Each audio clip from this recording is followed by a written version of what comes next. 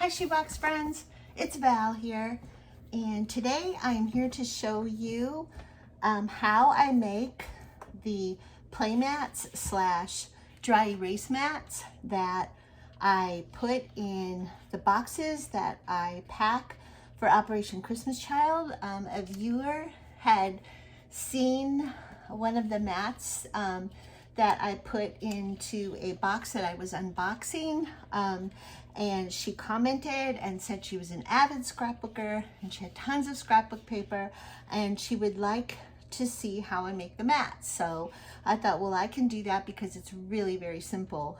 And so what you will need to do this is some paper, of course. I use 12 by 12 scrapbook paper, cardstock with cute designs on the front and blank on the back. And I use a laminating machine with my laminating pouches. Perhaps you don't need a machine. Maybe they make these pouches, you know, big enough that are self-laminating. So I don't know, I haven't researched it, and so I don't know if that would work, but I bet it would. And you will need some scissors, of course, and some tape. And so let me show you how I make these.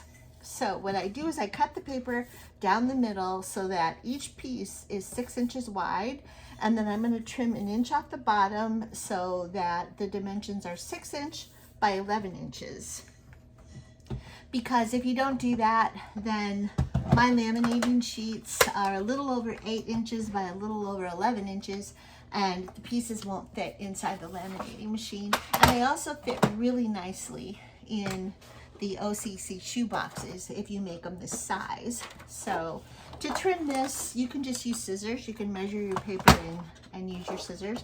I'm going to use my 12-inch paper trimmer here, and I'm going to cut it at 6 inches straight down the middle so that I have 2 equal pieces.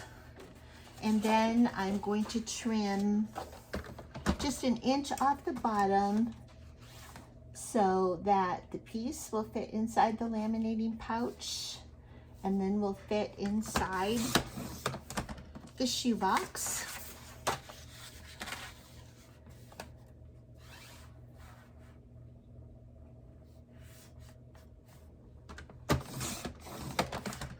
So I have 2 pieces, 6 inches by 11 inches.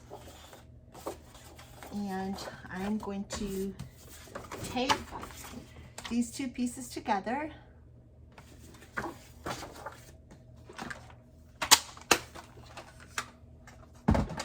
So I'm going to take my first laminating pouch and I'm going to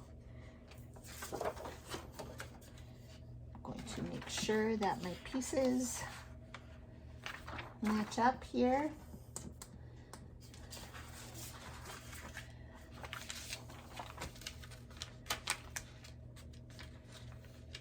It doesn't really make that much of a difference how you put the piece in your laminating pouch, but I like to put the piece right up to the edge of the pouch so that I don't have as much cutting to do. And the 2 pieces that I adhere together, I like those to be really straight, and so I usually put that side up against the edge.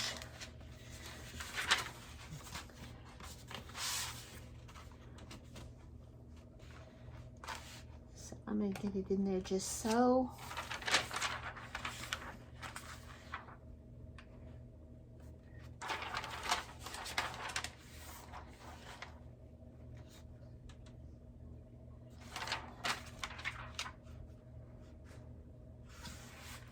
You need to leave a little bit of an edge so that it has room to seal. And my issue here right now is that I'm not seeing it very good. The colors aren't showing up that great, so I'll put that black piece behind it. Hopefully that will make it show up a little better. Okay, that looks about right. So then before I put it through the laminating machine, I always check the other side to make sure there's no cat hair, dust, dirt. Okay, and so I'm sending that through the laminating machine And while that's going through, I'm going to get the other piece ready. So let's see which.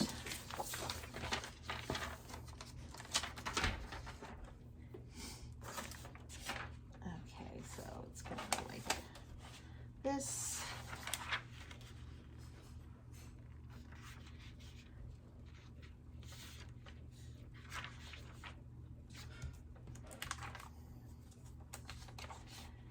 So, pardon me for my silence. I'm just trying to match this up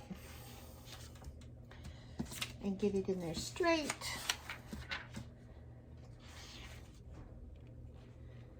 And leave a little bit of an edge for the sealing to take place.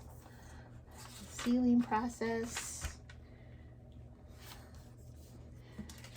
And the thing is, I don't want to have to trim it down.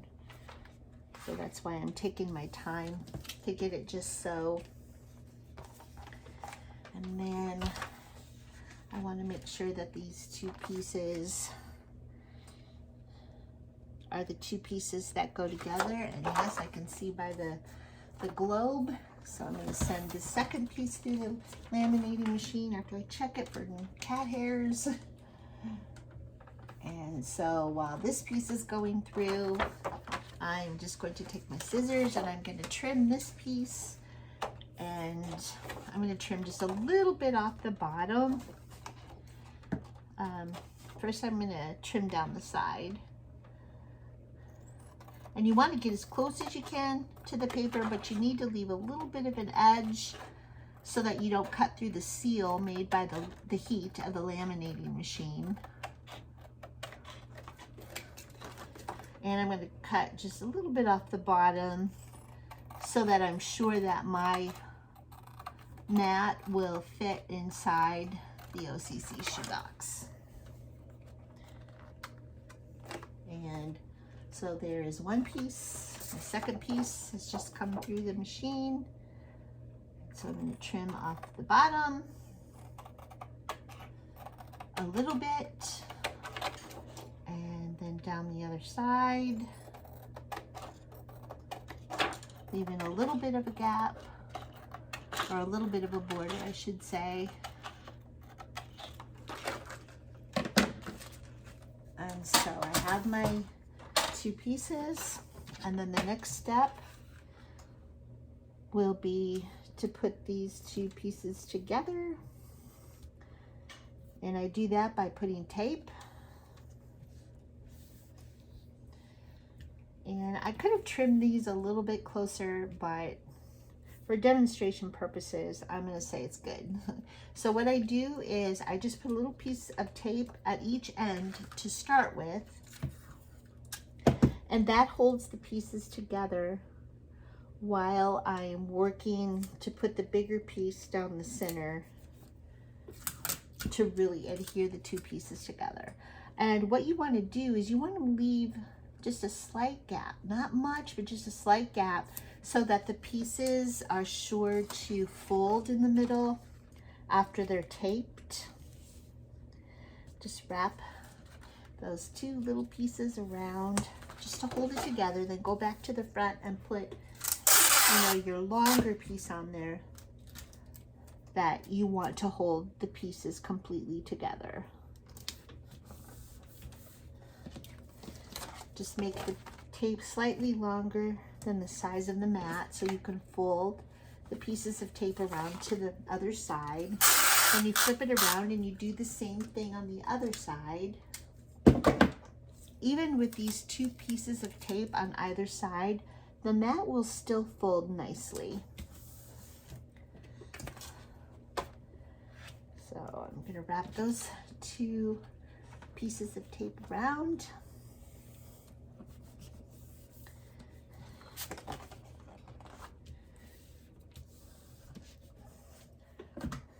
Those two pieces didn't really wrap around